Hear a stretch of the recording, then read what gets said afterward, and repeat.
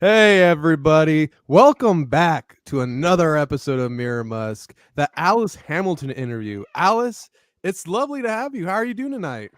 Thank you guys for having me. I'm doing great. Just fought LA traffic, but now I'm home and I'm gonna smoke a joint, so let's do it. There you go. Nice. Feel free to smoke up on the show. Yeah, we do it chill interview style, and we want to Yep. get into all the happenings of the LA comedy scene and kind of how you got into being a comic in general. So we're fans from watching you throughout the years, basically performing in the LA scene, and we have questions regarding what's going on there now, the whole migration thing, and what is the LA comedy scene like these days? I mean, it's if you're in certain comedy clubs, it's like you got to kiss certain asses. But if you kind Right. of avoid the comedy clubs, like I've got friends that'll do a show at a club here and there, and so it's like I'll do shows at the Improv and stuff, and I don't have to kiss no asses or anything like that. But if you want to like get in the clubs or like work the clubs, like get on the development list, sometimes Yeah. it requires giving a little more than I feel like giving. A little bit more of you got to give a little bit more to get some. Yeah, it's like I imagine myself like could I do a show with Dane Cook? No, I don't want to do that. Right. And it seems this whole comedy thing and podcasting thing is like really kind of, I don't know let me ask you this first. How long have you been doing stand up for? About? First time I ever got on stage was December 2016. Okay. Okay. Yeah. So I think the point I was going to get to is like this whole comedy and then bleeding into podcasting and all this co-symbiosis between them. It's kind of shown that like a lot of comedy is like political and it's like who you know and what you know. And Right. there's a lot of stuff of like people who it's like it's not as necessarily merit based essentially. Yeah, I mean, that's all of LA too, is like what shoulders you're rubbing, who do you know, who's your uncle. Like, I was listening to an old interview before I moved to LA. I was like, I got to figure out how to make it in Hollywood before I get there. So I'm listening to all Right. these interviews with people that, like, how did you get into comedy? And it's always like, Jimmy Fallon was like, well, my aunt was an agent, so she hooked me up, or my professor at NYU got me this audition. And it's like, well, that doesn't fucking help me. Right. Well, that's the thing. A lot of the people are Nepotism. yeah, a lot of the famous actors and stuff, their parents were actors and their grandparents were actors and stuff like that. Once you kind of realize that, you're like, okay, well, I'm I mean, fucked. everything's kind of like Yeah. that, but at the same time, you can see it because it's a public business, it's show business. So Yeah, no, my parents, they not able to pull no strings for me. So Right. You're on your own right out there, bro. yeah, let's jump back doing on that because I actually just saw I was catching the clip of you talking about your upbringing and you've been a West Coast yeah. your whole life basically. You grew up I'm in from the Portland, Northeast. Oregon. Yeah, so you Yeah. grew up in Portland and then I saw you saying you had 4 siblings in the Never Not Funny interview. Mm-hmm. Yeah, And so then we your all were parents, homeschooled in Portland, Oregon. My dad's There black. we My go. mom my mom claims white, but she's half Mexican, so don't get Oh, it she's a twisted. Latina. All right. Respect. Yeah, Respect. That's but good. she rejects her whole. She's like, "Oh, I'm so white," and it's just like No, why? both my parents love Donald Trump. Like a couple of Christmases Yeah. ago, my white mom got my black dad a MAGA hat, and he loved it for Christmas. So Jesus Christ. they recently moved from Oregon to Texas, I think to be closer to God. So, Oh, so they're Christian, fearing Christian people too. On top oh of it. yeah, we loved TV preachers growing up, and like Now you do. Christianity that you play on the radio. Right. Like you have no fucking idea how boring the Bible is till you've heard a white man drolling about it on fucking AM Hey, radio. radio. Yeah, there you go. Gun to your head, dude. Superstar Jesus right there, man. now I got something to ask you. I've noticed a lot of black dudes who are super into Trump. Is that, and I don't know how it is in LA because I know LA is different from everywhere, but like in Chicago and uh, Florida, I where mean, I've lived, there's a bunch of Trump black dudes who love Trump. what's crazy is like I used to be Republican, right? So it's like if you're a minority who's like on the right and you're surrounded by white people, they will roll out the red carpet. It's like Yeah, every single one of them is looking for like a racism defense attorney or like a racism character witness that they can call upon to be like, I'm not racist. Here's my black friend. We all love yeah. Trump. Get off my dick. And yeah, no, that's not a fun job to have. Eventually, there's diminishing returns that you hit being the special black person around. They just keep wanting you to be their human shield, and it ain't worth it. No, Sure. I think there's a lot of racism going on. I mean, you know what I'm saying? Like, Oh yeah. it's very prominent. It's actually kind of disturbing, in my opinion, to some extent. I don't Yeah, know. like racism and homophobia, just like bold people. If people are really coming back with it. Right, like I don't care if you like sucking dick, go ahead and do it. You know what I'm saying? Like I might like kissing a guy here and there. Like it don't matter. You know what I'm saying? Like I'm being honest. You know, like who No, gives a suck to fuck? your heart's content. Like if that's what you want to do, then do what you want to do. Right. But Yeah. it's sad that there's like gay comics that won't come out like still because they know their own fans are homophobic. They know their own fans would reject them, and it's like, why would you cultivate a fan base of homophobes if you're gay? So I think there is a good amount of that, but maybe like for that older comedian. But now I almost think that it's going the other direction where like maybe some like you know Tim Dillon, right? The rumor He's is like gay. he's faking being gay because like have you heard that? I thought he was gay. I don't know. I mean, but I've heard people say like, oh yeah, he did it for the clout so that he could be or something. He sucked a That dick would for the be clout. funny as fuck. I could see that. He did a show at Winnie Cummings' house during the lockdown where he Yeah. came out and he was like, "Look at you whores with your tits out." I'm like, "You're gay. What do you care if whores have their tits out? You're not getting sexually frustrated trying to like. You don't give a Right. shit." That's. I was thinking like, is he just imitating the straight guys he surrounds himself with, where they're all like these goddamn whores that won't suck our dicks but look so hot? It's like, what are you doing, bro? So hey, maybe he's just fake gay. Maybe he saw them titties and was like, these bitches, man. Yeah, like why I think there is something to that where you could potentially get away with more. I don't know on stage as like an artistic if you're playing a character. I don't know. I mean, it's a I stretch, just but you could see someone doing it right potentially. Or like I know there's some like low level comics. Someone's asking about Ty Rivera, or like there's Yeah. different guys who are like it's their I like Ty identity. Rivera. Yeah, but like he's like known as like the LGBT comedian. That's like his Right. thing, So Yeah, I like that he talks shit about comics that if he sees them bomb and he thinks they don't deserve the stage time they're getting, because he'll call out motherfuckers that he thinks just rub the right elbows with the right people, and I appreciate that. and yeah, you're cut from that same cloth. So Yeah. getting back, and I know who you're kind of referencing, like maybe some of the older comedians who might be closeted, who the men who might not want to come out, but I know like your bread and butter is like that little group of like Chris D'Elia, Brendan Schaub, Brian Callen, right? Yeah, the rapists within the Joe Rogan extended universe are the ones that I like to Right. go after. And that's like, I hate Legion of Skanks too, but I'm not in New York. Like I don't Yeah. see You them don't that like Luis often. J. Gomez and all that shit? Louis J. Gomez, I think, is a fucking asshole. Why? Why do you think he's a dick? Here's why he's a dick. So he'll get up about like cancel culture and he'll say like Yeah. these cancelers, they're going after our reputations, they're going after our income, they're going after like our names. And then at the same time, Louis J. Gomez was dating Karen Feehan, and she was doing OnlyFans during the pandemic to keep her lights on because the comedy clubs Right. were closed. And he got all his fans to release her images on social media for free so that she wouldn't make any money. And it's like, and he's calling her a whore. So I'm like, you're going after her reputation. You're going after her source of income. It's like, it's not okay when someone's doing it to you, but you Yeah, could do it right. to anyone you deem lower than you. Also, I don't like, as someone whose parents beat the fuck out of them growing up, like, I don't fuck with a tough guy attitude.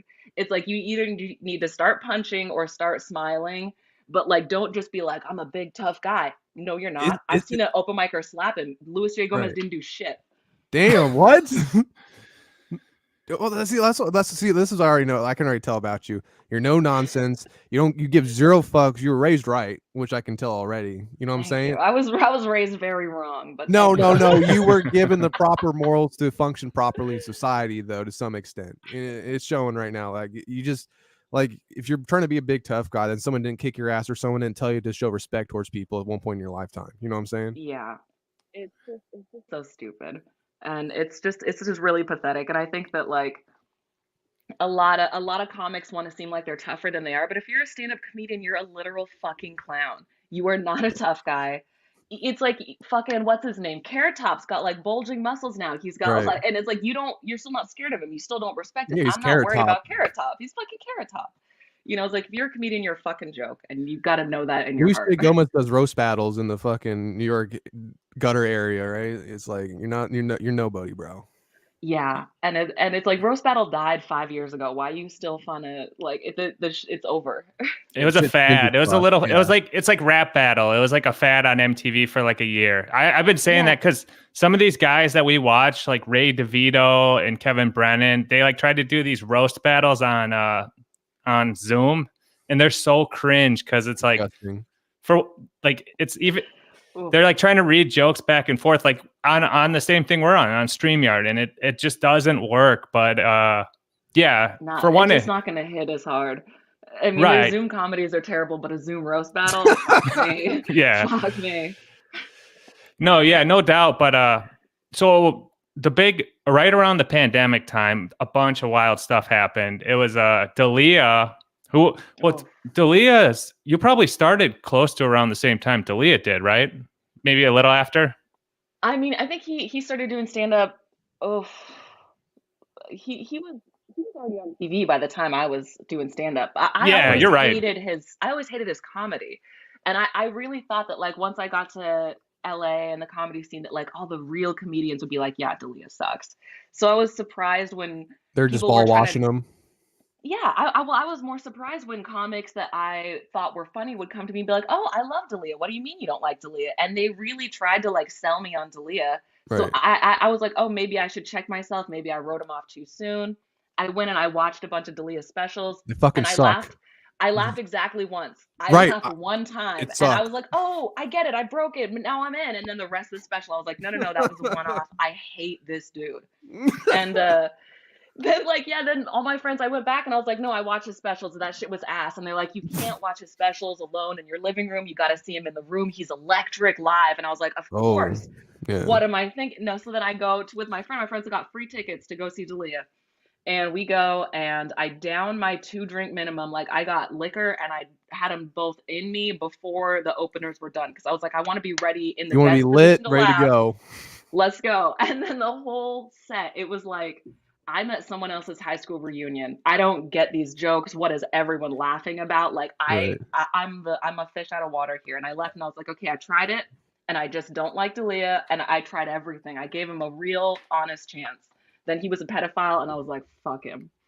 Well, he's a pedo? I thought he had a cult about like fucking women and shit. He's actually a pedo too. I didn't know that. He like there was a high school in California, a few high schools in California, I think that they put out like a warning. They were like, there's a stand-up comedian that's trying to like groom your daughters. Because when he would go through, it would be multiple high school girls where like I'm Snapchatting with Dalia. No, me too. I'm Snapchatting with Dalia. And it'd be like multiple girls. And these guys who are trying to get with the high school girls, the high school guys are like, now I got to compete with a fucking 30-year-old dude. Yeah, It's well, fucking there's that gross. famous clip of him on The Fighter and the Kid where they like called about the Snapchat, and they're like, you could save those, right? And his eyes just like what? You can Fucking see the old light in bastard. his eyes die. They Yeah. just parodied that in an SNL episode when Sydney Sweeney was hosting SNL. There's like a cop episode, and they parodied that moment without naming Dalia. So it's like, congrats, boy, you made it to SNL. Well, he really exemplified that like bravado thing of comedy, where it wasn't necessarily he was doing jokes. He just like had this alter ego, and like he'd say funny words or make funny sounds or do funny movements, and that was like the thing.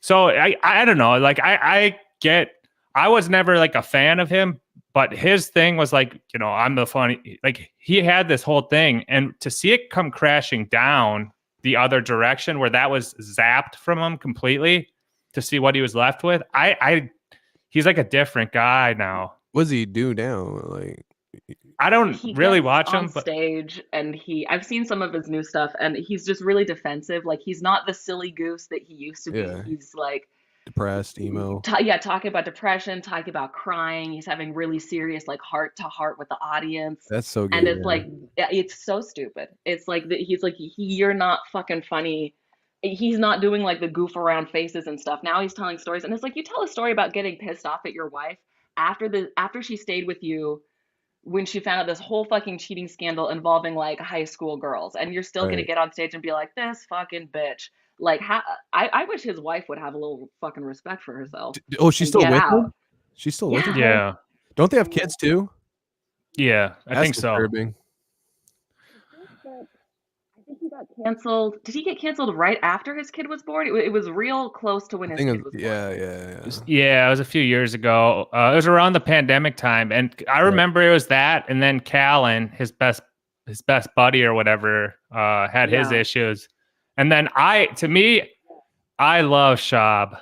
Like but I'm like in that like in that PF Chang's kind of way. Like I think his folly and just moronic way of life is just hilarious. So like. Yeah. So he was like riding with those guys and crying on the podcast when they were getting canceled. And then like Crying so hard. He was crying so hard. Like actual fucking tears? yeah. No, bro. He choked up. He couldn't talk. They had to cut away and then come back, and they were like, "So, we're worried." And it's like, "Oh my god!" Like people tune What in the to fuck? laugh. You're sobbing like a bitch, dude. And But it's like, he's all because your friend's a rapist. yeah. Yeah, exactly. And but he's become like this larger than anything Yeah. character for all the wrong reasons, kind of, you know? I think a similar thing is happening with Tom Segura, where his fans are starting to realize this dude's just a fucking moron, and it's going to be more fun to laugh at him than with him. Yep. Segura's getting it now, that same treatment. People are starting to turn on him.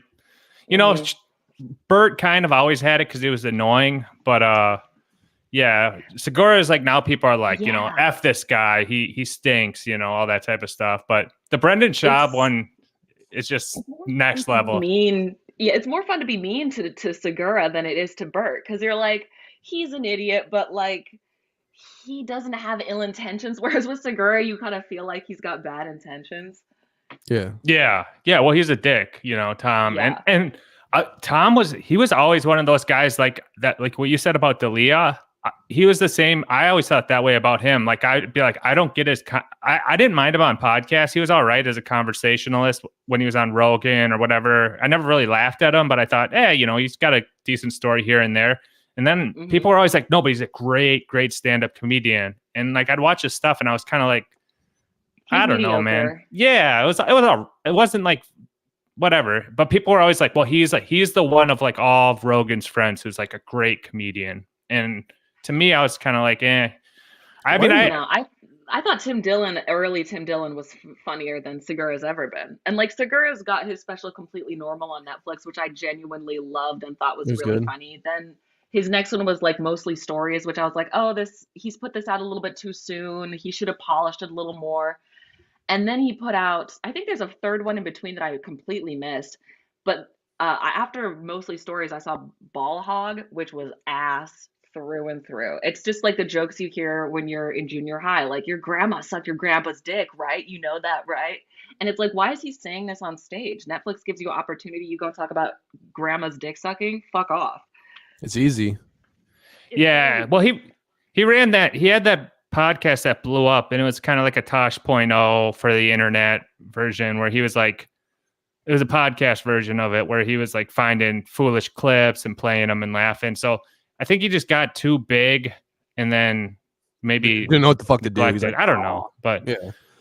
But it went to his head. You guys saw his thing with the flight attendant, right? Where he was like, some cunt wanted me to check my bag, bitch. That happens to everyone. Dude, no, bro. See, that's what I'm talking about. What's with these fucking people, man? I don't get this shit. And the pores. I know. People got mad about the pores thing. Now, like all these guys, Kevin Brennan and Patrick Melton, these guys in this Hackverse, they all like are copying that, and they're calling everyone pores. It's like, if you're copying Tom Segura and stand up, bro, end it. Like, it's time to hang up the fucking boots, dude. Yeah. But I wanted to ask you because I heard a rumor that Whitney Cummings is who's with the baby daddy is Bappa.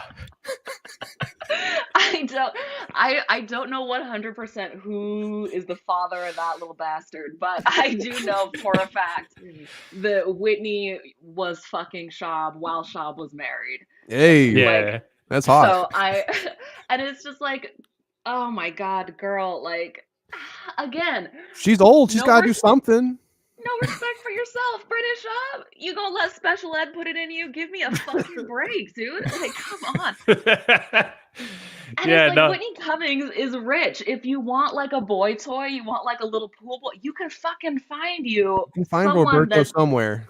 Like, not going to drool on you right. during doggy style. Come on, like Did Shab ever try to trug walk you? I've never spoken to Shab. I've never spoken to Brendan Shab. Yeah, because he was trying to trug walk Annie Letterman. Do you remember that? He was.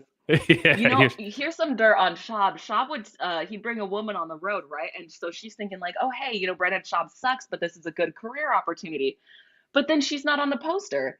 And then when they're all taking a big group picture after the show, she's not in the group picture. She's edited out the group picture. And then Schaub starts hitting on her. And she's like, so I'm not getting any credit for being on this tour.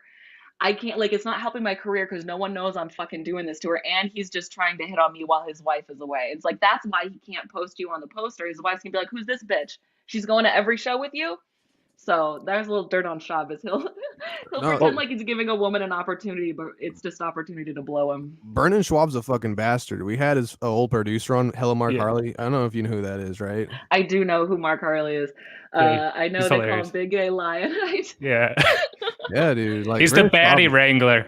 yeah. He would go on the road. He would be in charge of getting all the baddies for and like Shab would like send texts to the girls like gimme with the little with the little purple devil.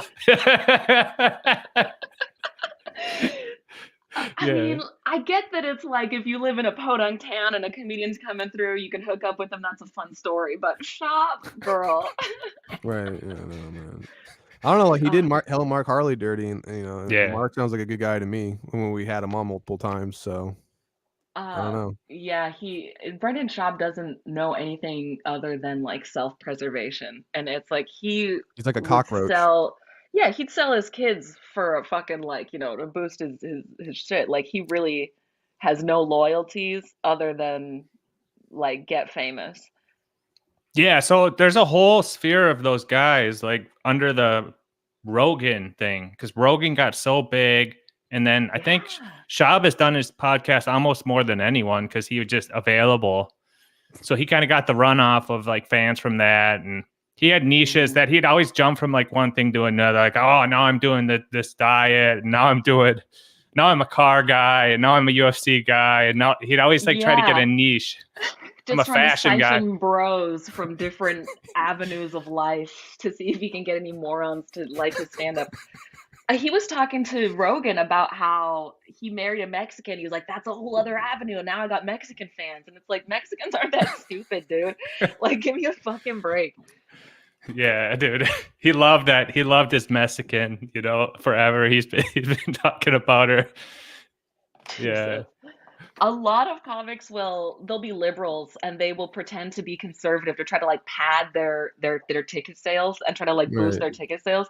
And like, I'm a douchebag. I call it the comedian Southern strategy, where they're like winking at racists and homophobes, and they'll like throw them a bone and like, here's an anti-trans joke. Here's, you know, an social justice warriors joke. You know, here's an anti-abortion joke, just to keep their little Republican contingency of fans sort of fed and happy and full, and make them feel like, oh no, you know, Santino, he's not even really a liberal. And I just think that's really gross, because you're scared to tell people what you believe. And Segura's one of them, where it's like, Segura's a fucking liberal, but he doesn't want to upset any of his conservative fans, so he'll pretend that he's sort of right wing. And I just think that's fucking cowardly. Well, there's one avenue like that where you kind of leave it ambiguous, and then there's like for the more struggling comedian, there's some people who actually just go down that lane all the way, where they switch their way and they're all about freedom. Yeah. So there's one person that's kind of in our sphere of like Chrissy Mayer, where she's like she leans Raging into liberal. it, and now her whole thing is about that. Yeah, and then she was like a Yeah. raging liberal, and then she went to Jan 6, and now she's like, oh, Republican all the way now, because she's getting more views for it and everything. You know what Yeah, I'm saying? and it's like you follow the money, you follow your grifts. I don't know if you guys know that guy. He's a redhead on YouTube, and he has got long red hair, and he would just pretend to like make Oh, fun the of meat guy? vegans. The meat guy. Yeah, Yeah. yeah, yeah, yeah. I remember he was blowing up because of the meat shit. Then I see him on fucking what was it? Barstool Sports, and he's interviewing people and shit now. Yeah, and then he got like full sucked into like the anti like woke, anti-liberal, anti like soy boy contingency Right. loved him because he was making fun of these like vegan sort It of was liberalists, funny and shit. he just Oh, got yeah, sucked yeah. right in to that whole thing. Yeah, What Mir, happened? you're He like does confusing him with a different guy at Barstool, but I know who you're talking about. Yeah, the Oh. red-haired guy. Yeah, you're confusing him with I Caleb don't know. Presley, who Oh, who Caleb. has long hair too, who is a football player. But yeah, no, like Uh, well, there's like that Barstool like sphere of guys, and there's some tangential comedians to that, and then there's the New York, there's the LA, and now there's this new world of comedian where all the comedians go is now Austin, Texas. Have you been there? I have been to Austin, Texas, but not Hey. since Rogan got there. So I was there on a business trip years ago. But no, I have friends. I have a friend who's a comedian who was in Austin, Texas, doing comedy for like 25 years, and the local scene is not thrilled that Rogan is bringing his like army of douchebags around. Mhm. And even Whitney Cummings did an interview where she was just like in the back of an Uber, and she said she was a comedian coming to do shows, and the Uber driver was like, "Tell your comedian friends to stop coming from California. Like, we don't fucking want them here." That sounds anti-Californian though, right?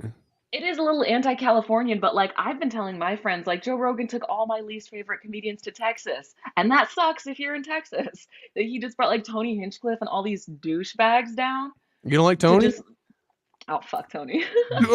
You don't like Tony? No, I took the pictures for Kill Tony at the Comedy Store for like a year and a half. So I went to like every single Kill Tony for like 18 months, way too long, longer than I should have been. Yeah. I'm actually my boyfriend that I'm dating used to play the guitar in the Kill Tony band, and Oh, we've been together shit. for like Oh, who are yeah. you dating? Are you dating that Chris, if you remember. Oh, nice. Chroma Yeah, yeah, Chris yeah. from back in the day. Yeah, me and Chrome have been together like almost 6 years, I think.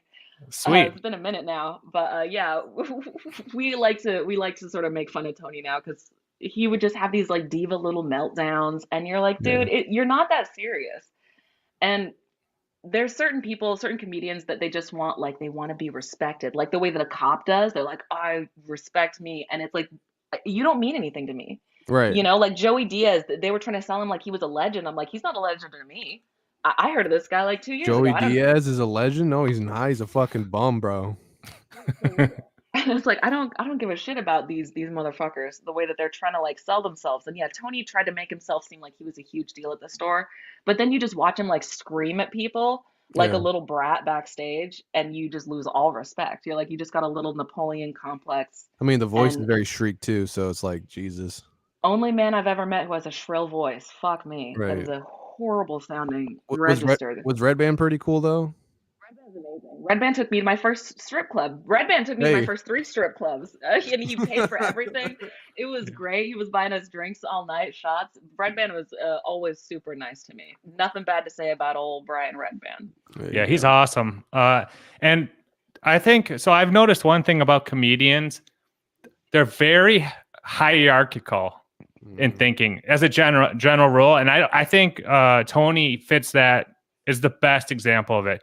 So I've noticed that comedians, if the person is like one rung higher than them in anything, they'll bend over backwards to blow them, say they're the best thing ever. And if they're one rung below them, then they'll trash them and be like, they won't give them the time of day. Everyone has this ego. No eye contact. Yeah. Yeah. So everyone's always trying to climb, and everyone's always gauging their value based off of this arbitrary, oh, well, I have a credit, or I'm a feature and I'm not an opener, or I don't know. I've picked it up. And that's why Tony made his Kill Tony podcast, is because he was like, the only person that I am above is open micers. So I need to surround myself with the underlings that will make me look like a big deal.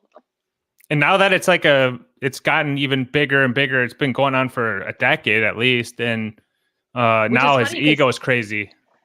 But it's funny because for like the past 5-6 years, Tony's been telling people backstage, I hate this podcast. I just want to be a normal stand-up. I don't want to do this anymore. But now it's like after he had that whole scandal with Pang Dang where he called him chink during like Asian Hate Month. It's like now Kill Tony, that's all he has.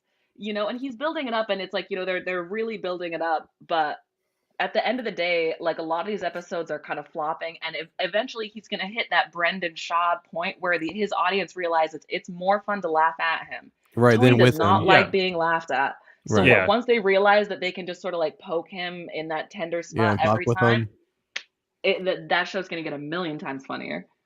Totally. I think that even happens to some extent now. Like a lot of but he edits it where he doesn't let the open mic comics who come on make fun of him really, because it takes it so personal. But yeah, it's one of those shows where it's a great concept, and he's got the size and infrastructure to it now, where if he wasn't there, it would be just as good. So it's kind of like the worst part of the show, and people said that about him when he was doing the show in the Comedy Store. They're like, Kill Tony is a great idea. It sucks that Tony had this idea. Someone better should have had this idea. Like if Moshe Kasher and Natasha Leggero were doing Kill Tony, it would be on Netflix. Right. Yeah. So it's kind of one of those things where it's like he's can be replaced essentially, and the show would be fine, because most people watch it because they would like the novelty of seeing someone they'd never seen do stand up for maybe the first time, maybe the 1,000th time, and they're great. It's like that surprise, Yeah, it's like the first few episodes of American Idol where it's like some of these people can really sing and some of these people think they can sing, and both is funny. And it's always better at that point in the show than like when they're whittling it down from like the great Once versus it's just good. The good singers, I would stop watching. I don't give a fuck about good singers. I have singers I like. I want to see you want to see the fucking crazy shit. And Kill Tony is just that, but Tony keeps stepping on anything that he doesn't think praises him up. Yeah. So, what else, Mir? What else you got on comedy? Well, I kind of want to dive back into Alice here a little bit, because Alice, you are the diamond in the row. I kind of want to learn more about you and everything like that. Because, for sure. So you started out in 2016, correct? Right? Mm-hmm. In comedy, what kind of like inspired you to really dive into the comedy chops? Was it your family, your black and white mother and father, or what kind of no? Here's the weird thing that started my love of stand-up comedy. Like growing up listening to nothing but just preachers and sermons and church, I would always pay more attention to the funny pastors. And a lot of like youth pastors and even senior pastors wish they were comedians. So I was like, oh, if I want to get closer to God, I'll just put on like Jesse Duplantis because he was really funny. Turns out he was like ripping off Don Rickles, and they're ripping off everyone. But my mom also had a lock on our TV because she had that like the digital satellite TV. So she had a 4-digit PIN number that had to be typed in before we could watch any television. Jesus. And she held this up for like 5 years until she was sick of me and my 4 siblings being like, can you please unlock the TV so we can watch Dragon Ball Z? Like she kept with it for so long. Man, that's hard. Yeah. Yes, ma'am. But as soon as my mom unlocked the TV and I was like, what do I want to watch? I was like 12. I just started like DVR recording every episode of Comedy Central Presents. And so I would just watch all the stand-up because I just wanted to laugh. And, I didn't realize I was ingesting all of this like flow and how you present a joke and stuff. And I'm like ripping off all these jokes, telling them to my friends at church. I'm changing words so that, the joke works for a girl instead of a guy, or there's not a swear word in it, it's not sacrilegious. And I didn't realize I was kind of just like practicing writing jokes by doing that. But I didn't start doing actual stand-up until the show At Midnight came out. And then they would tell you like, oh, this comic's actually going to be in Portland. And I was like, oh, I love Mulaney. Let me go see Mulaney when he's in town. And then watching so much At Midnight, I eventually just started thinking of jokes, and I just started writing them down in a note. But I was like, I could never get on stage because if anyone ever heckled me, I would die. Like I really thought that like if you went over your allotted time, they'd like flip the lights, cut the mic, get off stage, you bitch. It was like really in reality, they're like you asshole, this bitch is running the light. But like I was so scared. first time I ever did stand up, I was like, my body was shaking, my voice was shaking. I didn't know that people couldn't hear that my voice was shaking when I was speaking. So I thought everyone just watching me like shiver on stage. And I got like a couple laughs, which is the worst thing that can happen if you are doing stand up for the first time, because then you're like, oh my God. And you go back and you just bomb your fucking face off Right. over and over again. But yeah, stand up comedy on Comedy Central Presents and at midnight is what got me So thinking about doing stand up. that's there we go. I love that answer. Now, It's common. I mean, that's a lot of people have that story of like they were a fan and then they thought, heck, I can try it. Maybe we'll see how it goes. And but this or is you know what, interesting. you're performing, you love it, you catch a bug of it, because no one really gets into it because they're like, oh, I want to become rich and famous, or Right. I mean, maybe they do, but ultimately it's a long road, you know. Some people, especially in LA, there's like a season of actors that will come in and be like, oh, I could get famous quicker if I just did stand up, and then it's really painful to watch because they're almost like dancing. One girl like landed in the splits, and I'm like, you need to tell a joke. What are you doing Her here? Trying to TikTok show reel, off. man. Yeah, she's trying to show off other talents. One time someone thought that the open mic was an open mic for anything. Like you could play music or poetry. So he came up and it's like, after 6 comics, he's like, this song's called My California Girl. And he's playing it on his Holy fucking fuck. acoustic guitar. It was painful. Yeah. So, well, go ahead. No. So I want to ask you about your religion and everything that, because it sounded like you were suppressed to some extent, even though you didn't know it because you weren't, aware yet, because you're just a child, that's what they do to you. That's what the Christians do to you. They take control of you when you're fucking like 4, and they mold your fucking brain, and they make you into a cult member, bro. I swear you were, you know what I'm saying? You drinking the Kool-Aid, all that crazy shit. No, for real. Like my homeschool upbringing, it was like a cult, but my mom was the cult leader, and her 5 kids were the little members. That's the only members she could get. Right. So like were you like, what I'm saying, like, how did you break out of that cultish mindset with religion and Jesus being your savior and the world being made in 7 days and all that crazy shit? Well, like my dad loves outer space, so he never believed that the world was made in 7 days. There's a Bible verse that says a day is like 1,000 years to God, and 1,000 years is like a day. So my dad was like, he's outside of time, so like 7 days was like 7 moments metaphor. Or whatever, yeah. But there were plenty of people at my church who were like, no, it's 7 24-hour days. I'm like, how could it be 7 24-hour days if God didn't make the sun until the 3rd day? There was no 24 hours. Like, is really dumb. So, but what got me out of religion was eventually I just hit a point with like gay people where I was like, all right, if a gay guy lives a perfectly good, nice life, and even like there's gay guys that go to church and they're really nice, they don't murder anybody, and like at the end of that, they're just gonna go to hell because they're gay. That's too mean. I was like, that's too much for me. So then for 2 weeks, I was a Christian who didn't believe in hell. And then I heard 2 Christians talking. It was actually 2 of my sisters. One of my sisters looked at the other and she was like, if there's no hell, then why did Jesus have to die? There would be no point. And I was like, oh, the whole thing's fake. And I just walked away from it at that point. Yeah. I mean, it's like the Carl Sagan like experiment. Extraordinary, like, things, of course, extraordinary freaking like, like results. Like you gotta be able to showcase what the fuck you're talking about. And they can't. It's just it's all faith.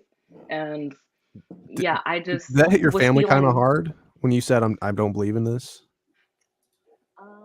It didn't hit my family too hard because I kind of just kept it to myself because I didn't want to deal with the fight. Like this, I lost my faith a lot later than people thought. Like I wasn't in like high school. I wasn't under my parents' rules anymore. I was like, I think that it was like 2015-ish when I lost my religion. And so I was like an adult by then. So I was just like, my mom would be like, have you found a church in California? And I'd be like, still looking, just to keep her off my back. But now she knows. She's eventually just kind of figured it out.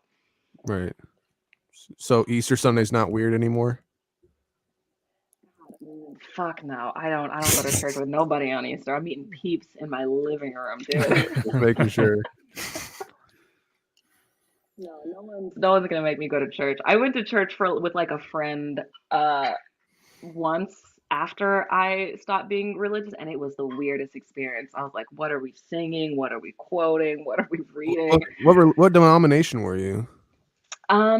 So the church that I went to was called Assemblies of God, which is a type of church. They don't believe in dancing, which I didn't even know about, but Right. that was what my church believed. My mom and like our household, we believed TV preachers. We believed in the prosperity gospel. God wants you to be rich, and if you're rich, that means God loves you. And like Yeah. God wants you to be healthy. God doesn't want you to be sick. God wants good things to happen for you, which I still sort of believe. It's like, why would I want to worship a God that, like, some of my Christian friends would say, God broke my leg because I was spending too much time playing soccer and I needed to spend more time with him. I'm like, if you said that about your dad, I'd call the cops. Right. So I never believed that God was fucking shitty like that. But then it's like when you're praying to God and you're like, God, I need money, I need a miracle, and then no money shows up. You're like, am I a piece of shit? What did I do wrong? Right. Exactly. You weren't doing it right. Yeah. What about Kanye? Where are you at with him these days? Oh boy. He's a good man. Kanye You've been hearing Vultures. What do you think of the new album? See, he had the evangelical movement for a minute there that he was pushing, and then now he's back on Vultures, and it's Back on the back shit, to man. sin. We got him back. yeah, exactly. No. Nah, Kanye, I feel crazy. I feel bad for him because he's bipolar, off the meds. But it's like when you're a celebrity, so many people try to manipulate you that of course you're gonna look at your doctor and your psychiatrist and be like, you're trying to manipulate me too. Like Snoop Dogg told me that, or not, she didn't tell me. He just said in an interview that he smokes weed with his dentist. So it's like everywhere you go, someone's trying to hang with you and chill with you and be your friend. And even when it's a doctor, like that can sort of blur a line. So Kanye doesn't want to take his meds, and now he's Cocoa for Cuckoo Poofs. And there's Those no pills helping him. control you, man. Just let it be natural. That's what I say. Like, just naturally, just be you. Like, But don't let it's the like pill it's like control the you. Pete Davidson joke where he's like, if I got on a plane and the pilot said, just so you know, this is the real me, I'm not on the meds, I'd get off the plane. Well, yeah. Well, I mean, you wouldn't make him into a pilot. You already know he's fucking crazy. Yeah, If he Kanye naturally they never gotta took his meds, you would never make him a pilot. thank Right? God Kanye's not a pilot. Well, he had that guy. I don't know how close you follow it, but there's that guy he's been talking about, that pastor. There's some guy who was like a psychiatrist or something, and he showed up in like Dubai. Like he took a picture of the guy in the like hotel lobby or something, like following him around. So like he's got psychiatrist following Kanye around. It's weird shit. yeah, it's like some weird guy who was like his that he's been like he's been beefing with for a while. It's a crazy story, but yeah, it was during this little dark period over the last like 6 months where he hadn't released anything new since and then this guy showed up and was like trying to keep dibs on him over in the Middle East or something. But I don't know. I'm loving his new stuff. I can't wait for the second version to come out. But yeah, as long as he's done with his church shit, I'm happy that druggy Kanye is back. I'll take sinner Kanye. Yeah, I like it all, man. I loved all that, the Jesus is King stuff too, and all the Donda too, and so. But no, I guess let's get back to comedy for a second. Let's do MLC. How did you meet Kevin Brennan, man? How'd you get on that shit? Okay, so I was tweeting some talking shit about his brother Neil Brennan, whom he hates. And anytime that I would talk shit about Neil Brennan, I noticed that like people would comment and they're like, "Oh, Kevin Brennan." I'm like, I don't fucking like Kevin Brennan either. And so I like someone was like, "Why don't you like Kevin Brennan?" And I was like, "Cause he's fucking racist." And Kevin Brennan saw that because he was Jew tagged hater in the comments. Yeah. And so like eventually another one of the times that I was talking shit about Neil Brennan, Kevin Brennan replied to me and he was like, "Do you want to hop on the podcast? We're going live right now." And I was like, I was driving on the way to meet my friend so we could like paint together. I was like, I can't hop on your podcast this second. So then we did it like the next day. But he just found me on Twitter. The first comment that Kevin Brennan got when I was on Misery Loves Company was someone who said, Kevin would have on Osama bin Laden if he thought he had dirt on Neil. Yeah, he used to be super heavy into that, and his rivalry with his more famous and successful brother. But yeah, no, I would say we're Kevin Brennan fans. We like to mock him and stuff like that, but we watch his stuff. Right. I'm a fan. I'm a fan now that I was now that I was on the show. And yes, I Yeah, do know his wife is not white. and he's created this whole new cottage industry of like streaming, live streaming, where there's all these like boomers who just beef with each other on live streams all day. That like Stuttering John, him, Shuli Egar, Bob Levy. They stream every day and they just talk mad shit about each other. And the fans, Just fight. yeah, they just fight all day. Chad, hey, do you know Chad Zumach? Chad was on Misery Loves Oh Company when yeah, I yeah, was yeah. on, but now it seems like Chad and Kevin are beefing, or is that a joke? I can't tell if it's a Yeah, bit or if they hate each other. it's day to day. Some days they hate each other. Some days they're cool again. But yeah, Zumach's the man. So I Yeah, thought we Chad was did. super. He was super true. He was super cool when I was on the pod with him. We had fun. Right. Like, what was your take on him? Like, was he as racist as he seemed, or do you kind of actually enjoyed his company?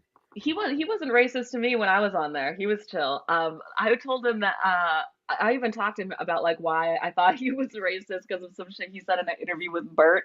Right. Where I was, yeah, they were just like having a conversation about like who can say the N word. I'm like, none of you guys, so don't worry about it. Like that's all you need to know is not you. But yeah, me and Kevin Brennan had a fucking laugh about that shit later.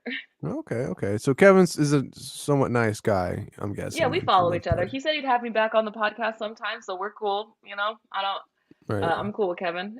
Empty promises, but I understand. Yeah, Mir's been on there a couple times. But That's right. what Empty about what about do you know the Nobody Likes Onions Melton guy? I do not. I don't know shit about Melton. The only thing I know about Melton is that Red Bar makes fun of him. So, and like a Yeah. lot of there's certain people that I only know about because Red Bar mocks them. Like I didn't know who Josh Denny was Yeah, yeah, yeah. until Josh Red Bar. Denny's Now a it's like, great patriot, man. He's a good yeah, man. serving this country. That's God bless right. him. One burger at a time. And then you know Earl, right? He's kind of tangentially related to this stuff too, but he tries to stay out of it. He gets in trouble because like Earl, he's a hater of he was a hater of Jeff Ross before Jeff Ross it turned out was a pedophile, but then after Jeff Ross turned out was a pedophile, Is everyone Earl was fucking like, pedophiles, bro? I don't get this shit. too many. I mean, even Kevin Brennan, I mean, allegedly was one, maybe. So who knows? But continue. Allegedly was on. Look, I'm not gonna defend him from nothing. If he did it, he did it. Sarah Well, Silverman, but He continue. now. famously he brags about taking Sarah Silverman's V card all the time. When she was very Oh no, young. I read very, her very young. audiobook. She was like 19 at No, the time. younger. So You're saying I younger, think you she said was younger. old. I think she was an adult, but he's like 11 years older than her. So It's weird Yeah, that's shit. he just was yeah. like, yeah. But anyway, no, let's get back to one thing from before. We got some breaking news from the chat that I thought might be funny. And I want to get your Let's take hear on it. This is in regard to little Cummings. The little Cummings bastard. You know this Lex Friedman, the data mail guy?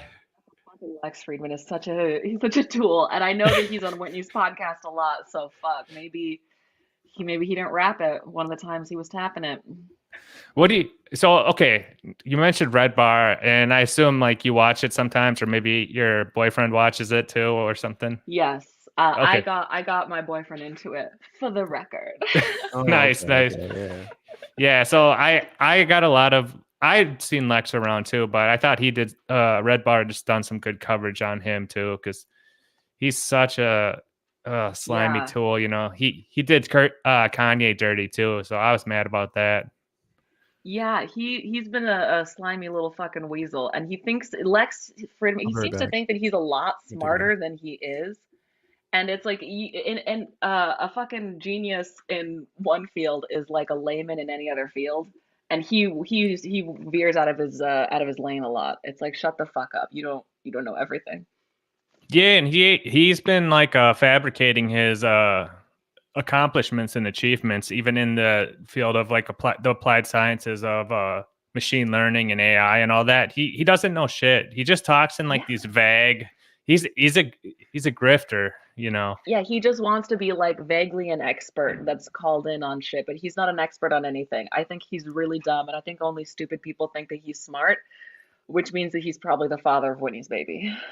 Well, so I think I have this theory that Elon Musk is like that too, because I've posited the theory that Elon Musk is an actor who's Yeah. playing a smart guy to a broader to a large extent, because if you look back on him as a guy and like how he started out in business and worked on developing PayPal, a payment processor with Peter Thiel, and then all of a sudden he wasn't really a programmer. And you look at the team at PayPal, he was always kind of just a guy, and now everyone attributes him to like being a genius at everything, basically. Oh, he knows everything about rockets. He knows everything about automobiles. He knows everything about AI.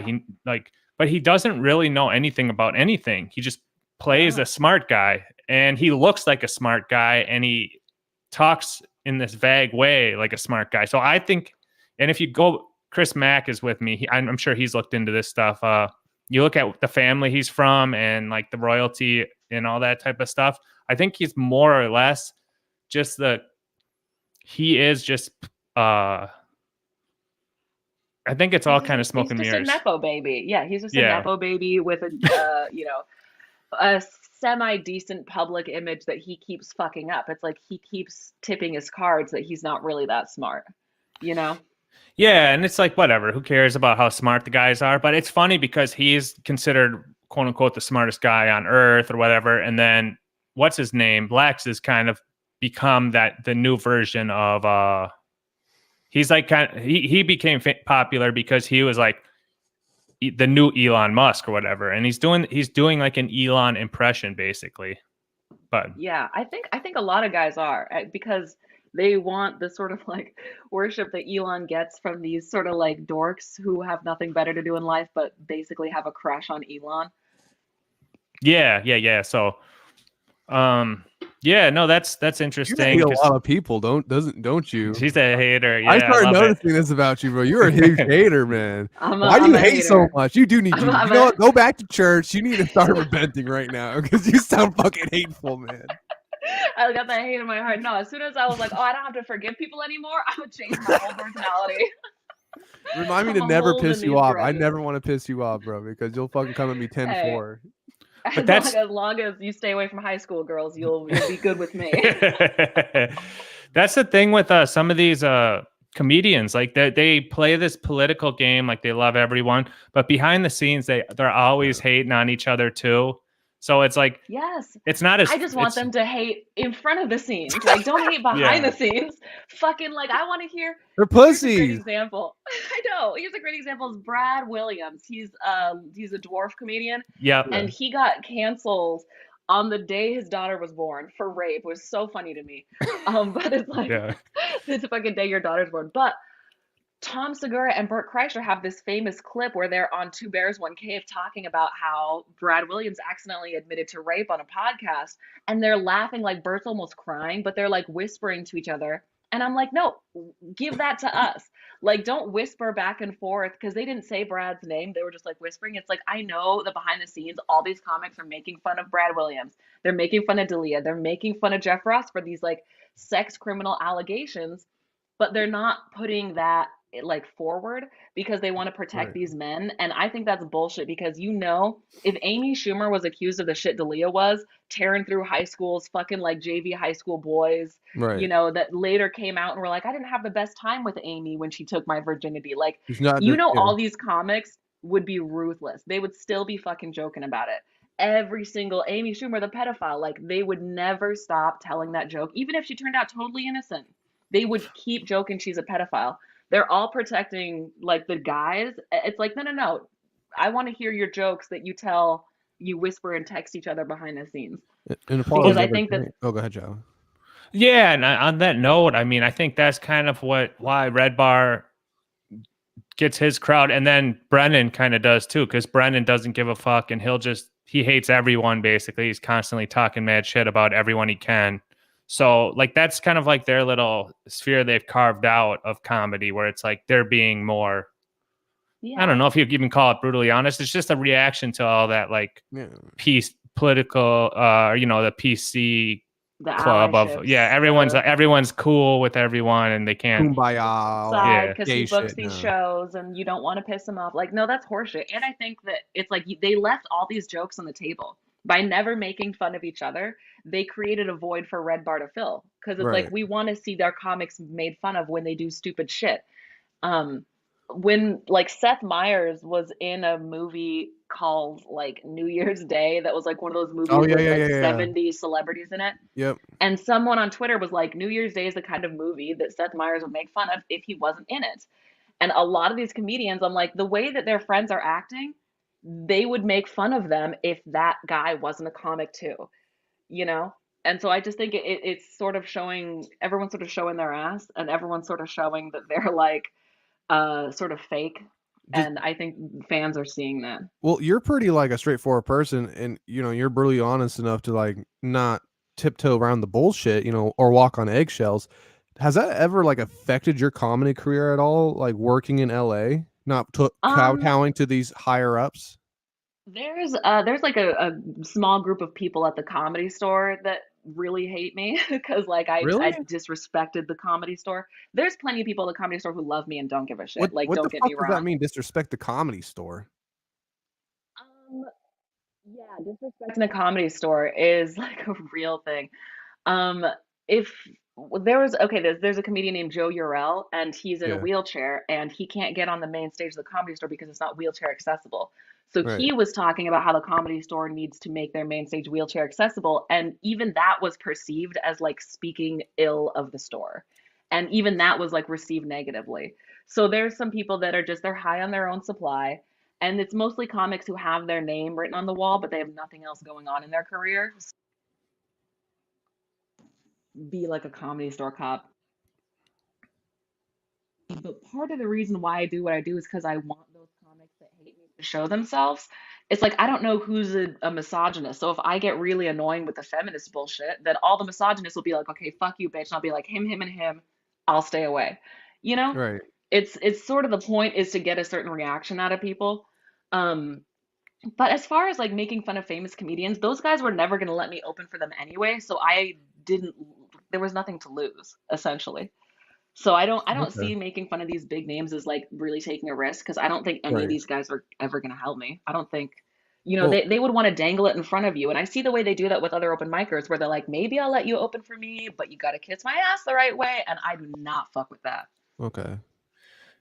I'd be curious, who are some of the comedians that are either good guys or some of the comedians you really enjoy that are out there right now?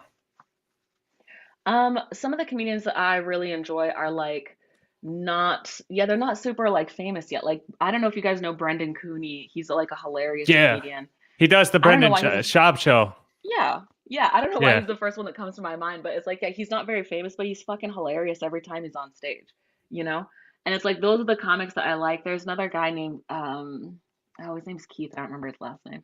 But oh, there's a guy named Jackson Banks. He is a door guy at the Comedy Store. Yeah. Fucking hilarious. He's got so much stuff on YouTube, and he's not a piece of shit to women. I've heard no weird stories about him. Mm. Moshe Kasher, I've never heard anything weird about him.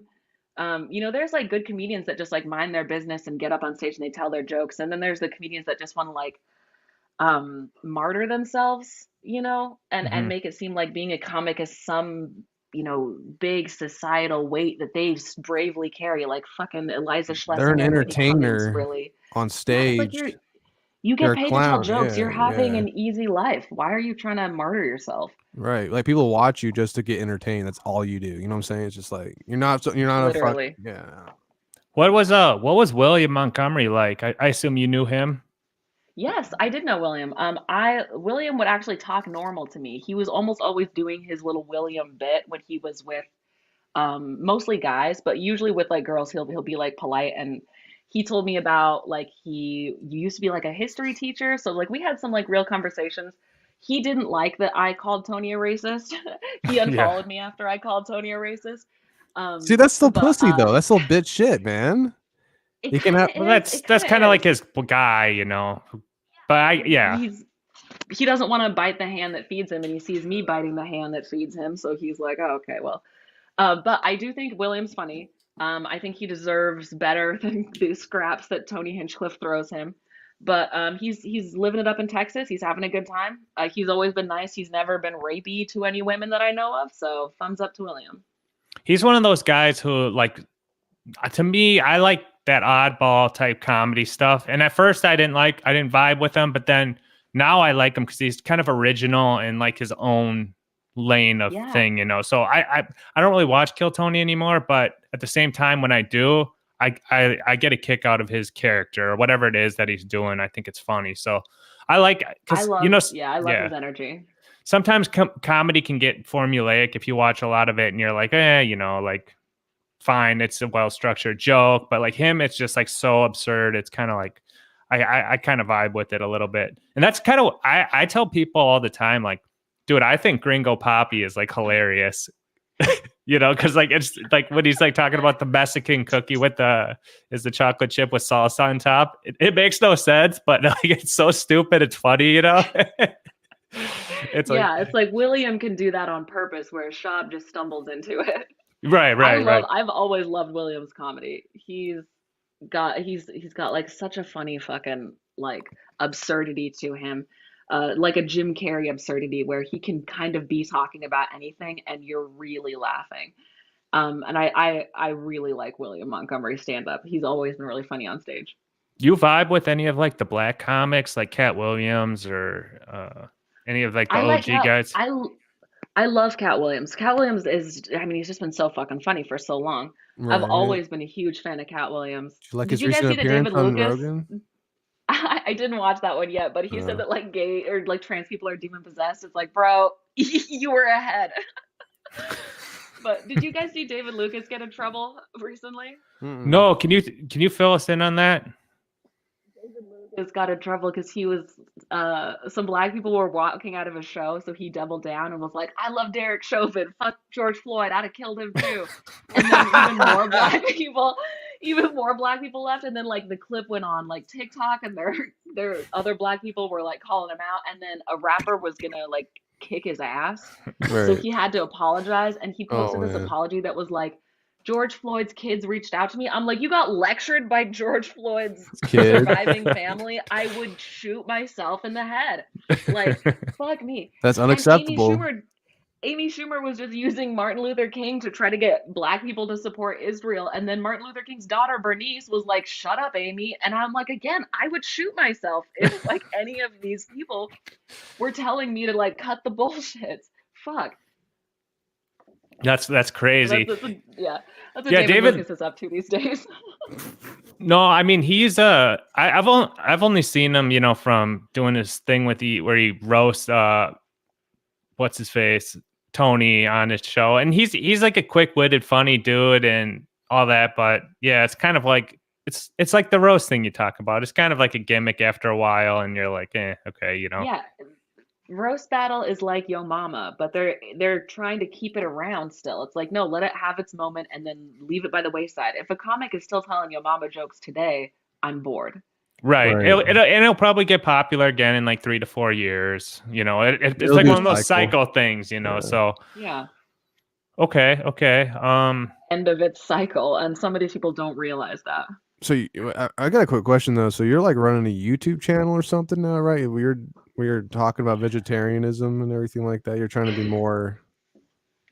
No. I'm not. What are you doing with that? I'm not on YouTube too much. I've got like a few of my clips on YouTube, but I'm like mostly on Twitter, and I'm trying to switch to TikTok, even though apparently that's getting banned now. What, really? Why? Why are you getting banned on TikTok? No, on TikTok. I'm just talking about Congress wants to control TikTok. Oh, yeah. I got you. Okay. Yeah. Are you? But I'm. No, I was gonna say, are you pretty up on like the political landscape and all that stuff right now? You into that stuff? Yeah, I have to. I was planning on sitting this election out, but I got hired for an Australian TV show called The Weekly with Charlie Pickering. Yeah. And it's they said it's like kind of like Australians' version of The Daily Show, and they got me making fun of Biden and Trump. So now I have to watch the news so that I can accurately mock these people to Australians. Cool. If your parents can try to like influence you to hate like laying off on Trump, man, just go more towards Biden. Have they been? Oh, my mom. Yeah, she's like, "Do you have any nasty jokes about us?" I'm like, "No." Even though I do. Right, Uh, right. Can you give us some? my Do you mom have was any? like, No, go ahead. a joke about my parents or a joke about Trump. A joke about Trump, man. If you got one, I gotta hear something. Come on, give me something. Here's honestly like my favorite thing that Donald Trump has ever said was in 2015. He was trying to say, "I have a very good brain," but because he has literal dementia, he forgot the word for brain. So he goes, "I have a very good," and then he points at his head with both hands and goes, "Up here, whatever it is. Hey. It's your brain. Like it's your fucking brain." And if you can't remember the word for brain, you don't have a good brain. Fuck. I hate that guy. Yeah. Do you hate him more And than fuck Biden? Biden too, but Do you hate him more than I Biden? mean, Who do I you hate wanted to more? like Biden. Now You, I feel you, naive that I like was he's a hopeful for pedophile though, and Biden. you hate pedos, so He's a fucking pedo. He's a fucking rapist. Biden they're all is rapists. he's older than Trump. He's dumber than Trump. Like he just fell off a bike. I'm like, put him on more bikes. I need this guy dead. Like get rid of him. If you had to vote for one of them, who would you pick? Trump or Oh Biden? man, If you had to pick, if you had a gun to your head, no what would you do? And I know you don't want to bullet. die. You love your life. No. No, if I had to pick one, I would pick Biden just because, like, I don't want Trump's adult children in the White House again. Like, I'm Right. not worried about Hunter Biden. He just wants to, like, Just do snort coke and crack, fuck whatever it hookers, is. whatever. Like, yeah. And it's like Republicans are like, here's a picture of him high on crack on a water slide. It's like he's cool. I'll vote for Hunter Biden. But like, no, I'm worried about Donald Trump's adult children getting their grubby little hands on like the nuclear war shit. So if I had to pick, Right. I'd pick Biden. But I'm not going to vote for Biden. You gonna do Robert F. Kennedy? I'm guessing as third party. Yeah, he's tight No. with Earl supposedly. Well, I Yeah, guess they're Earl was related. whining the other day because our Robert F. Kennedy or whatever Jr. whatever his name is, he did a comedy benefit out in L.A. and he didn't invite Earl to perform. Even though He didn't invite cousin Earl. Come on. Cousin Earl, yeah. Earl can't catch a break these days. Nah, poor Earl. So, yeah, I guess what the LA, what have you noticed in LA that's changed? Because you hear all these big people talk about, oh, well, like it's comedy changed so much during the pandemic, but the pandemic's been over. Like, what is the landscape of comedy out there right now? No, comedy didn't change so much during the pandemic. It's still mostly white guys complaining about dating and like, it's basically the same. The only thing that changed is that like Rogan took his little crew to Texas and Dalia is gone because after Rogan left, it was going to be like Dalia was going to rule the store. But then he got canceled, so that opened the door for someone else to sort of rule the comedy store. And right now, I think Jeff Ross thinks it's him, and it's not. Jeff Ross. But yeah. Yeah, I'm trying to think of like what I've heard about the LA stuff because like the guys we kind of watch, they're like more New Yorker. Yeah, and they're all kind of retired Yeah. comedians. It's all internet stuff nowadays where it's like we're not into the comedy stuff as much as right it used to be. Like, is there Yeah. Go ahead. Sorry. What are you gonna say, Alice? The clubs are sort of losing their cachet a little bit. Yeah. I think that they have the potential to totally gain it back. Like I'm not worried about them going under or crumbling. But it's people just sort of realize that like you get in at the store if you can kiss asses the right way, if you can like, take out the trash without complaining and like, sort of just be a servant. But then you hear these comedians who were former door guys that are like, everyone still treats me like a door guy. Like everyone still looks down at me. Like you never sort of evolve from that position. Is it because you're a but I woman or think some that shit? no, this is for a lot of guys. There's a lot of Oh male door shit! guys. This is Most for door guys everybody. are men. Yeah, most door guys are male comedians anyways, and everyone just sort of looks at them like, go get me a Jack and Coke. Right. Well, even if they like graduate. And that's what I've noticed. Well, that happens everywhere. If you start as like a low status guy, it's really hard to build up. But what happened in at the Comedy Store was like, there's a period 10, 15 years ago where a bunch of these guys were door guys and comedy wasn't as popular, and they were able to build up, and then they became them independently themselves as like good comics, and everyone's like, well, I was a door guy, and that like what gave me the thing. But it's probably harder now considering like it's already like an established place, and it's one of those things. It's kind of like a time and place where it worked, and now it's like overcrowded or something, Before the door guys were like, would lead you to success, before that era was sort of the era of like, oh, if you go up at the store, you can get a spot on Johnny Carson, you can get on the Tonight Right. Show, you can get a TV show, you can Right. get like a That was Seinfeld huge. thing. Yeah, and then that sort of died down, and so it's like now it's sort of shifting to the internet, Right. where What podcast you're on, like what TikTok is blowing up for your reel. I hate these podcaster comedians where it's like, if you want to be a podcaster, like, Tom Segura is a better podcaster than he is comedian at this point. And it's like, that's what they've put their work and their energy into, because that's what's getting them money and that's what's sort of keeping their lights on. And then that takes first place above stand up. And I don't want to be like a podcast host. I love going on people's podcasts, but like I didn't get into stand up so I could have my own podcast. I like Right. doing stand up for stand up. And I don't want to get sucked into this whole like podcast thing. Do you perform a lot? Like a steady vibe at the stand? Yeah, I perform really regularly at like certain places. There's a club called The Crow that like Okay. books me. And like, yeah, I'll perform pretty regularly. Although I'm still not trying to like get COVID a million times. Right. So I've been putting myself out there less. So now I just sort of do the shows that people will ask me to do. I don't go around asking for shows as much as I used to before COVID came around, just because I could chill at the house and smoke weed instead. Does that affect the wallet though a little bit? Not doing as many shows? Not too much, just because like I was never making a ton of money off of stand-up before, Okay. before COVID, I was basically an open micer. And now after Right. COVID, I'm like barely above open micer.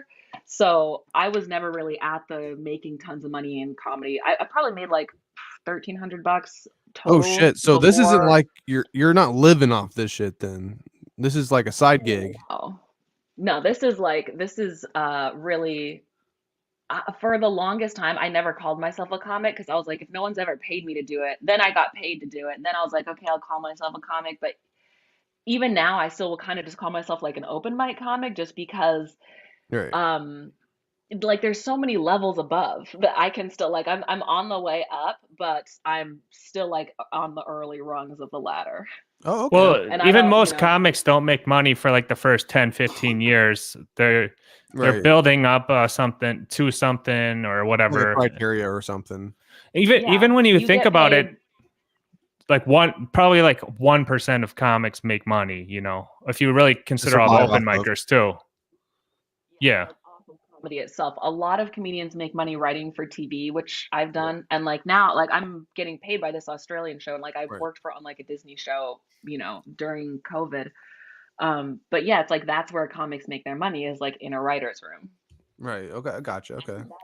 That's sort of the thing that like pisses me off about LA comics is because, or like LA comedy scene, is because a lot of these male headliners, they don't really believe that like women are as funny as men. And if you don't really think women are funny, then it doesn't matter whether you give the opportunities to deserving female comedians or the girl comics who are just willing to suck your dick.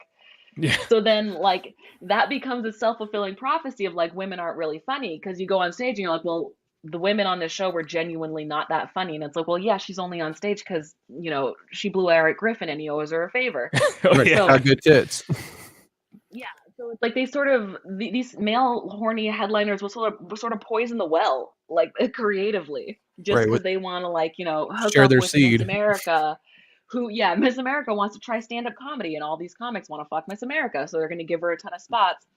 And that works with like men too. Like Trevor Wallace is not that funny, but he's got a fuck ton of TikTok followers. Right. So they give him all the stage time, and it's like he's basically You sucking don't their find dick. Trevor, what's his name? Lawless? Trevor Wallace. Yeah. Trevor Wallace. Stiff socks. Look, he's I not remember seeing not his my cup of TikTok tea. shit. That shit was great, man. He's a good. He's all right. He's like for a younger, like right. bro-y type thing. No, his comedy sucks, but Yeah. I liked his little skits he did, whatever they were. I mean, he's good. He's better at TikTok than I am. I'm not gonna bash his TikTok. Right. Well, yeah, no, I think that's another one of the big motivations for some comics. So I think some comics get into it because they're just alcoholics or drug users, and they just want an excuse to drink and party all the time. Some of them are like into it for going town to womanize or whatever. Some of them are in it for the craft or art, and then or the attention they get from the buzz from the stage. They're addicted to that attention and feeling. Right. But like that thing about getting women, you know, like D'Elia, it seems like he was almost more. He became more focused into that avenue versus writing jokes. Yeah. And I would think of Dane Cook and Chris D'Elia as being similar comedically in that they mostly appeal to like junior high schoolers. Like you laughed your ass off when you were in junior high, and then you sort of grew up. But like, I really feel like some of these guys are. I think that they should have more respect for their own stand-up community. Like, and Tony Hinchcliffe is one of the worst at these, where it's like, don't give us all these female comedians that are not funny just because you were trying to fuck them. You know, it's kind of lame. Where do you fall? Would you fuck Tony Hinchcliffe if he offered you something amazing? No. Christ, no. And I'm pretty sure he didn't make me the regular because he knew I wouldn't fuck him. What about this most recent beef between Kim Congdon and Ty Rivera? Did you catch any of that on Twitter this weekend? Someone sent me a link of Ty Rivera saying that Kim Congdon and Sarah Weinstein have been bombing all their sets at the mothership, and he doesn't think they deserve to have that stage time. And this might be anti-feminist of me, but I agree. Oh. You know, yeah. Oh. Man, I mean, if it's true, it's true. That they post. I'm like, don't post some clips where the audience isn't laughing. Don't post those clips. I would say that to anyone. And it's like you don't need to keep the content consistent. That's what these motherfuckers will tell you if you take a social media class. Right. They're like, keep your content consistent. People will come to your page for clips of comedy, so that every day you got to post a clip, you got to post this, you got to post that, and it's like, no, if you don't have content, don't put shit out. Right. My last fucking post was in October on my Instagram. Like, Jesus. Don't just churn out dog shit for the fucking sake of it, because you're just establishing yourself as mediocre. And it used to be that those sort of jokes would just die in the club, and then you would present your sharpest, best shit on TV. But now it's like all of the shit that you're supposed to be honing into better jokes is getting posted on Twitter and Instagram, and it's just making people think like, oh, you're not that good. Well, Kim did a good job of making the rounds, being in LA and then blowing up on the New York scene with Lewis and all that. And then, but I didn't know that Sarah Weinstein, does she still do comedy? Yeah, she still does comedy, and she's in Texas. As far as I know, she actually might be based in Texas now. Yeah, I thought she was pretty bad, back in the day. I thought she was kind of a dime. Yeah, I think. Alice, I got a question for you. Go ahead. Sorry. Yes. Yeah. I was just gonna say I joined up with Kill Tony right when Ali Makovsky was leaving, so I missed Weinstein's whole era. She was another one who I don't know. I mean, she was all right. She was a pretty good joke writer when Ali Makovsky when she was around, but I remember her from that Shia LaBeouf thing. You remember? Do you see that thing? I miss the Shia LaBeouf thing. Although I know that Tony Hinchcliffe was hanging around with Shia LaBeouf's dad a lot. That was Tony's. That's weird as shit. Why? Isn't it? Isn't it fucking weird? Yeah, she did. She was doing she went viral for doing like the "He will not replace us" thing on video, so around the Trump thing. Yeah. Yeah. I think that was actually Ali Makovsky. It was going up to his little camera and saying, "He will not replace us." Yeah. Saying, "He will not divide us." Right. That's what it was. Yeah, exactly. So he will not. Jews will not replace us was the Charleston Tiki Torch rally. Slip of the tongue. What's your take on that, like Jew, like weird hate thing going on right now? Like I kind of noticed this, and like it's really interesting because people have been saying in media and entertainment. you're supposed to be afraid of the Jews because they control everything. Like, hey, keep your head down. And now everyone's just like, you know what? Fuck the Jews. Fuck them. Fuck everything they're doing. And now everyone's like anti-Jew. It's so weird to me that America is somewhat supporting Judaism and everything like that. What's your take on that? I think that everyone is sort of feeling a little bit squeezed right now, financially, socially. Republicans think that America is going to collapse. Democrats think America's going to collapse. So everyone is just sort of letting their true colors fly right now. Right. Because there's been there's been a lot more like open just homophobia. For a while it was sort of like you couldn't even say anything, and now conservatives are like, no, we want to like undo, at the Supreme Court level, we want to undo gay marriage. So I think that like everyone, if you hate the Jews, you hate the Jews loud and proud these days. Like if you are anti-black, that's what the fuck you are about. And I think that everyone's just feeling really pressed, and they're just like, why should I put on a facade? Why should I fake a happy face around a black person? I don't like black people, Right. So I think it's your algo too. Like whatever you algo. Well, I mean, like it generally tells you what you want to hear. Yeah. Exactly. Yeah. So whatever you're into, it gets or not into, but like whatever your thing is, it's being amplified more specific, for real. Like whatever it's going to take to keep you watching, that's what it's going to show you. If you're watching all these Jew hate videos, it's going to make sure you have a steady stream. It's crazy. Yeah. Man. Whereas before it might be like, there'd be more of like what I see on Twitter might be what you see on Twitter, might be what Mir sees on Twitter. I'm seeing Adolf Hitler in English on Twitter, dude. It's crazy out there, bro. Yeah, let me see what I'm into. It depends. Yeah, go. My algorithm knows that I love squirrels, and that is what it's giving me. So I'm not getting no anti-Semitism. I'm weak, bro. Let me see what For You says. Yeah, I purposely, because I set up this Twitter, and that's one thing I touched on. I don't want any like news, anything in my thing, because I'm not into any of that stuff. I'm post everything. So post politics, I've done all the conspiracy stuff all the way through to the other end where you actually figure out how everything works. So I purposely just want like. But here, I see some. Now I see a picture of Biden. Yeah, my Twitter algorithm realized that I hate Chris D'Elia. So whenever anyone's making fun of D'Elia, it'll be like, you might like this tweet. And it's like, bitch, you got me dead to rights because I do like that tweet. Right. Yeah, if there's a fucked up picture of him going viral, it's like, Alice, you want to see this shit? Yeah. My Instagram algorithm knows what I want to buy. That shit will show me a velvet dress that it knows I want. And I'm like, fuck. Yeah. No, that's the wild stuff. Like when you talk about stuff and then it starts showing up and it's like, yeah, that's how it is though. I mean, like it's learning and all that. And yeah. I almost got my birthday present ruined by that shit. Cause our TV started giving us commercials for like growing your own shrooms from home, because my boyfriend had bought me a grow kit for my birthday, and I hadn't, like, it wasn't my birthday yet, so the TV was like giving us ads for it, and he was worried that I was gonna figure out what I was getting.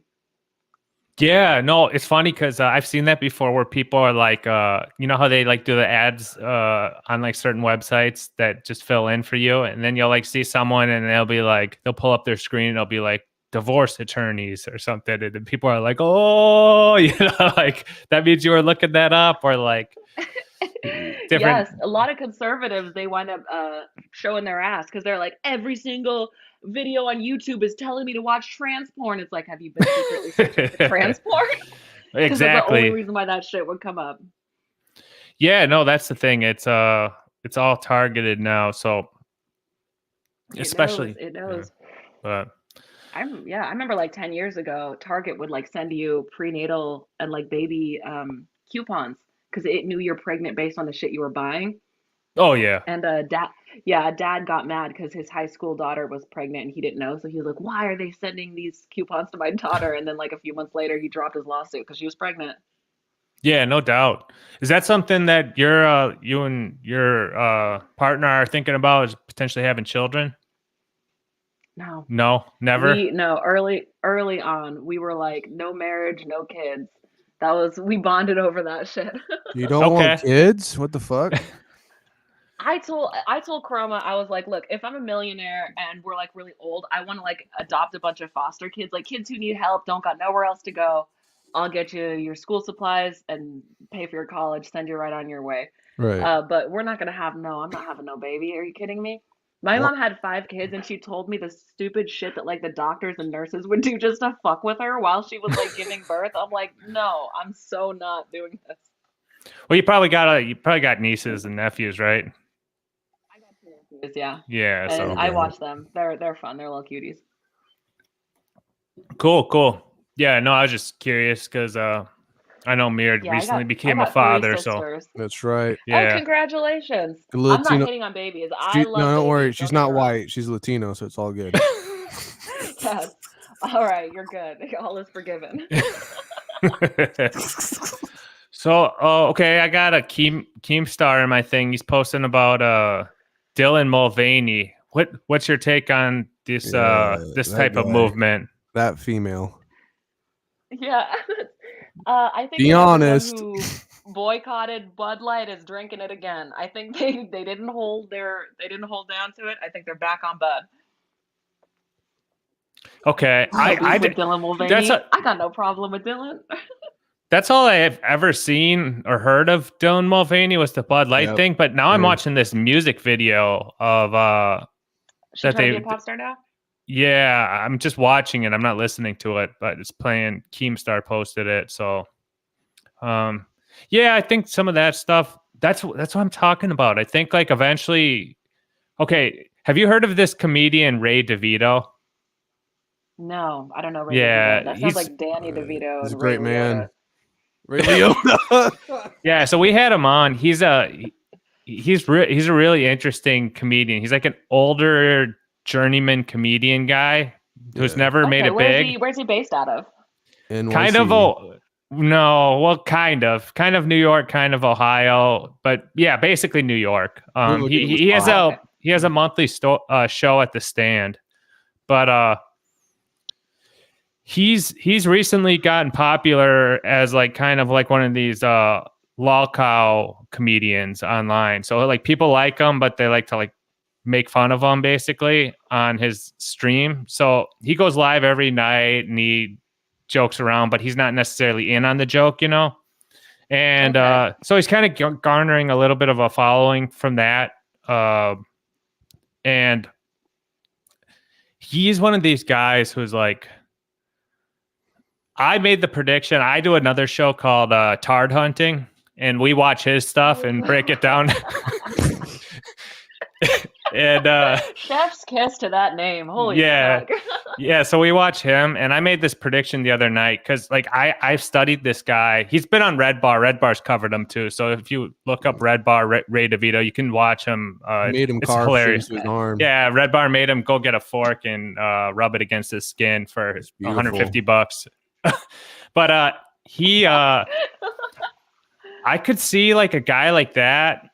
He's like at that point where he's so into like he's so needy of attention because he's like by himself. He doesn't have a partner. He's so thirsty for this like a comedic approval. I could see him like if it's still popular, if being gay is still cool, like in a year and a half or so, like I could see him doing it for like an attention thing. Is like becoming gay or even coming out as trans. I could see him like doing it, something like that. That's why I brought that up earlier about like comedians. Oh, like, yeah.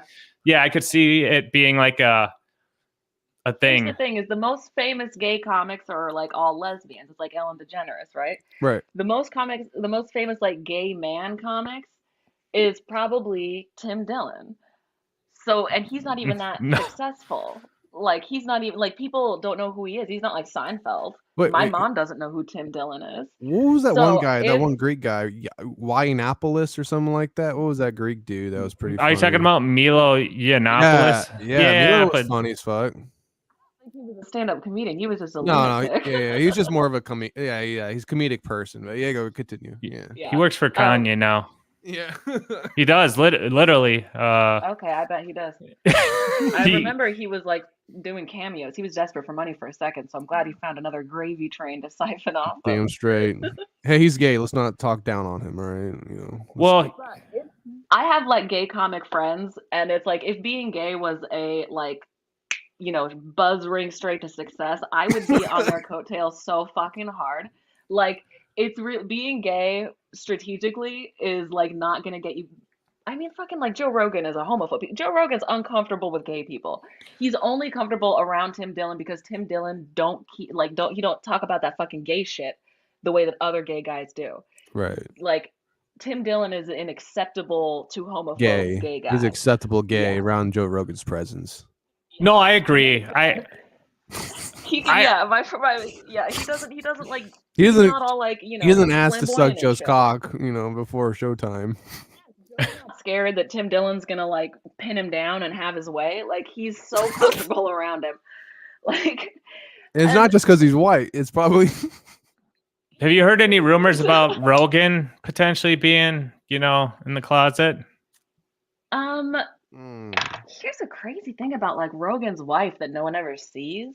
What's that? Is that like Rogan admits that he watches trans porn. And so if he's watching like trans porn, and then he's probably going to see trans sex workers. Like he's probably skipping the middleman. He's not hitting on Ali Makovsky.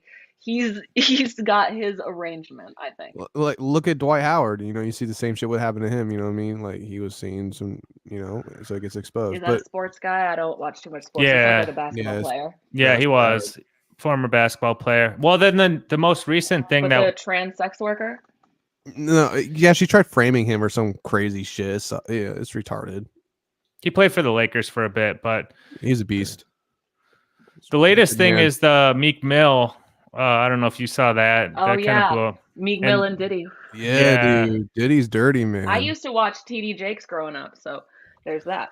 But yeah, I would not at all be surprised just because Meek Mill is always like harassing Lil Nas X on social media. And so if it just turns out that Meek Mill was being super loud with his homophobia because he was covering for himself, I'm not surprised. That's so boring. It's been done so many times. Right. Like, you know. Well, he's been super defensive about him not being gay and shit. So it kind of tells you he's probably is gay. Yeah, because people said he was Diddy's little boyfriend.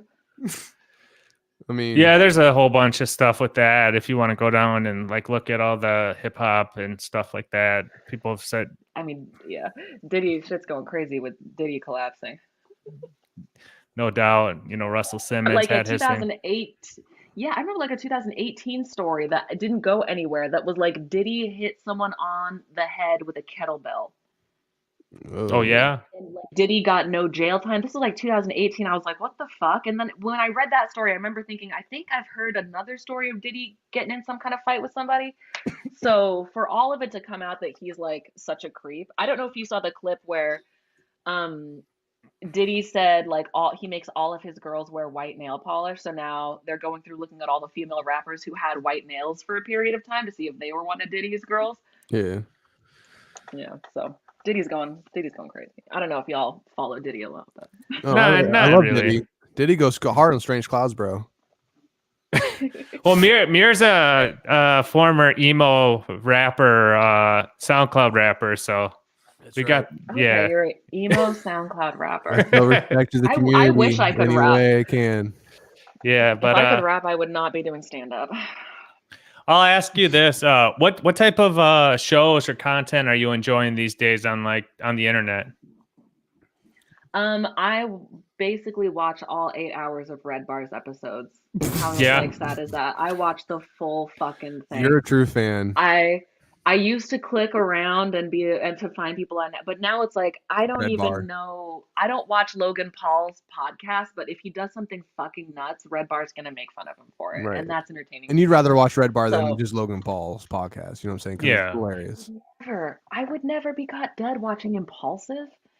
It's 3 hours of that motherfucker just talk, and Logan Paul does Crystalia's voice.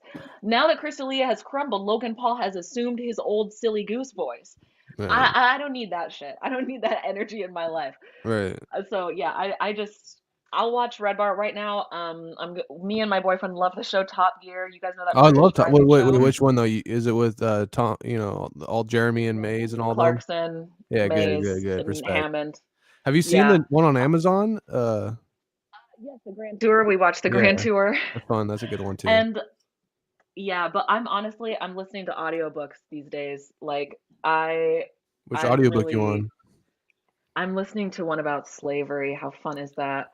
It's called Nice. The Half Yeah. Has Never Been Told. There And you it's go. by Edward E. Baptist. But before that, or now I'm going to listen to Elizabeth Smart. You remember that little girl got kidnapped for like 9 months? Yeah. She wrote a book, and I'm going to read about her fucking kidnapping. That's nice. So like a little true crime slash history. Yeah. I love some true crime. Yeah. Yeah. Nice. Well, Alice, I think I'm gonna end it there though. I think we dived in. I Awesome. want It's you to been enjoy the good. rest of that joint / blunt you're smoking right there with your mans. You know what I'm saying? Absolutely. You gotta I puff will. fast, bro. I see you be puffing the thing the whole nother time. You gotta share that shit. He works for a weed company, so we're well stocked. Oh, there you go. There you go. But Yeah. Alice, is there anything you want to Thank plug? you for having me on.